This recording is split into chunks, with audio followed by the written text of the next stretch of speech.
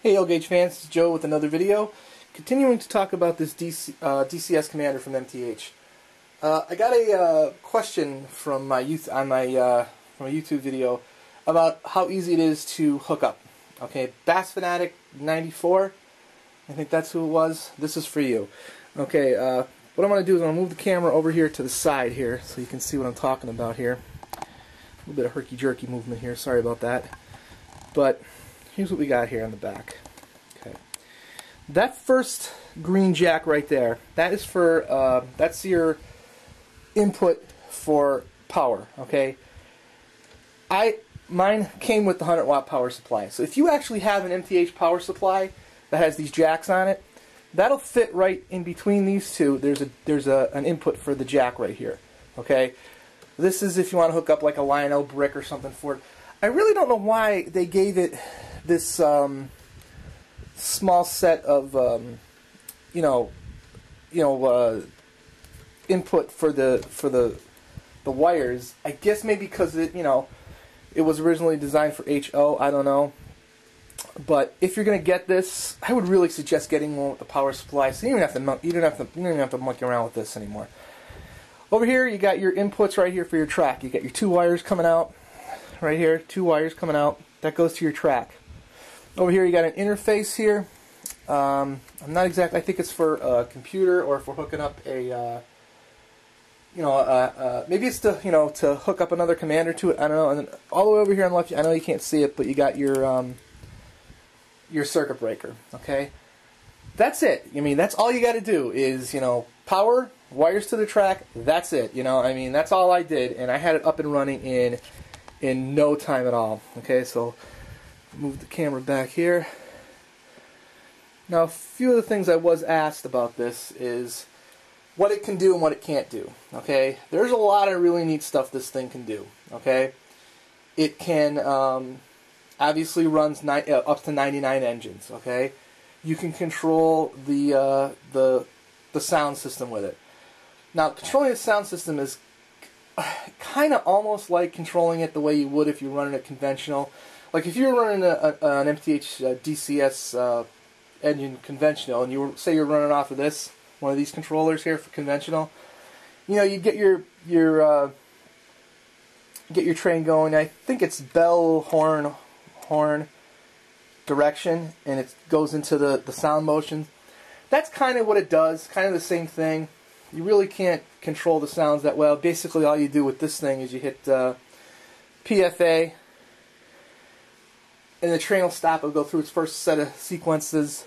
You keep hitting the direction a couple of times, and it'll go through all the different sounds. Now, what it does do is, at certain times, depending on the engine, it'll play a certain set of sounds, and another time it'll play another set of sounds, and it'll kind of like mix them up a little bit. I think you hit the direction button maybe 3 times. Then the bell on the train will go off, and the train will take off by itself. Excuse me. That's basically how you run through the sounds. There is a momentum control on it. You can control the momentum. Obviously, there's a button for running conventional. There's a pass-through, which I don't really have a need for that because I don't pretend to understand it. Okay, I really don't. But basically, what pass-through is you can bypass another controller and use this controller for. I don't pretend to know exactly what that means because I really don't use it. What else? We got basic bell, horn, whistle, direction. You can do all that. Forward signal and reverse signal. That's the 2 toots of the whistle, the 3 toots of the whistle. Got your startup and shutdown sequences, your volume. I mean, I mentioned this on another video. Your lights, all button. This is pretty cool. If you're running, say, 2 engines, okay, on 2 loops of track, and you're running them off this thing, if you hit all, you can control the speed of all the engines. If you want to run them down to a crawl, you don't have to just control one at a time. You can control all the engines at the same time. And where that's really cool is when you start getting into the PFA and running the sound system and the bell and the whistle. I mean, it makes a heck of a racket, headlights, smoke. Got your coupler slack. If you see my other videos, that's one of my favorite features. The rev up, the rev down, the boost, the brake, the front and rear couplers. The full DCS system does all this too. Okay. Now, what this can't do, as far as I know, you cannot do a lash up with the Commander. Okay, it just won't. Like if I wanted to lash up, say, that Western Pacific and that Pennsylvania Railroad SD as a lash up, the Commander does not allow for that. You cannot do it. Another thing that it won't do is the screen is all numeric.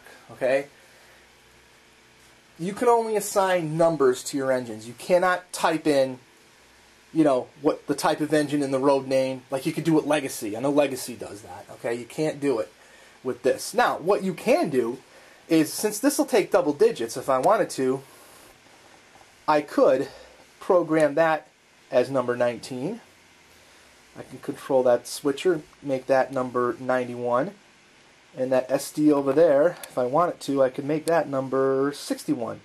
And I may do this. I was thinking, I might actually, I'm done shooting this video, I actually might do that, is assign new numbers. But it does not take letters, so you can't put in specific road names and things like that. Now, I don't know if I've mentioned this stuff before or not, but if I had a choice, and I had both systems in front of me, the full DCS system and the Commander, and I had the extra money, I would definitely recommend the full DCS system, okay?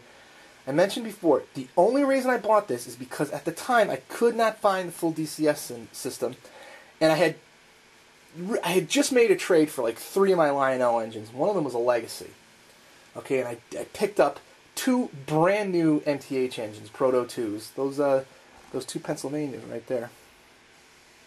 I made a deal for kind of like both of them, right? But actually, I think I sold my engines and then bought those. That's how that worked. But anyway, I obviously needed something to control them, and when I went looking for a DCS system, I couldn't find one. And I'm shooting this video Saturday before Memorial Day here in late May, and the MTH website is saying that the DCS system won't be available. They're not shipping it till October. Okay, that's what it says. Okay, now at the time when I was looking for the DCS system, like I said, nobody had it. Okay, so I went with this. But if I had the 2 systems in front of me, I would definitely recommend the full DCS system if you're running MTH Proto 2 or later engines. Okay, I cannot comment on HL because I'm not an HL guy and I don't know how well it works for HL. Another thing somebody asked me was how easy it was to add engines. Actually, I think it's easier to add an engine with this thing than it is with the full DCS system. Basically, all you got to do is put the engine on the track, power up the Commander, hit DCS, hit add. In fact, I think if I'm not mistaken, one of the engines I added to this, I didn't even hit the add button, and it automatically went out and found the engine all by itself, and that was it. You know what I mean? It's that simple, you know what I mean? So, I just want to let you guys know, like, how much I do really, really like this, and as I mentioned before, if I can't get or cannot find or cannot afford the full DCS system when I do my new layout, and I have to use this, hey, no problem at all. But, I would recommend it if money was a factor, or, like me, you couldn't find the full DCS system. I feel like I'm repeating myself here. I just want to be very clear on that. But listen, I want to thank everybody for looking at my videos. I really appreciate it. I want to thank for asking questions and everything. I really appreciate it. And if you have any criticisms about my video, hey, let me know. Let me know, because I really like shooting the videos for YouTube and showing everybody my layout. And what's really cool about having these videos on YouTube is when I change my layout, it's going to be really cool, is I'm going to have a video log of my old layout. And I'm going to be able to look back on some of my old videos and look at all the mistakes that I made and all the things I did wrong and all the information I passed on that may not have been accurate, even though I try to be as accurate as I can all the time. But anyway, thanks for watching.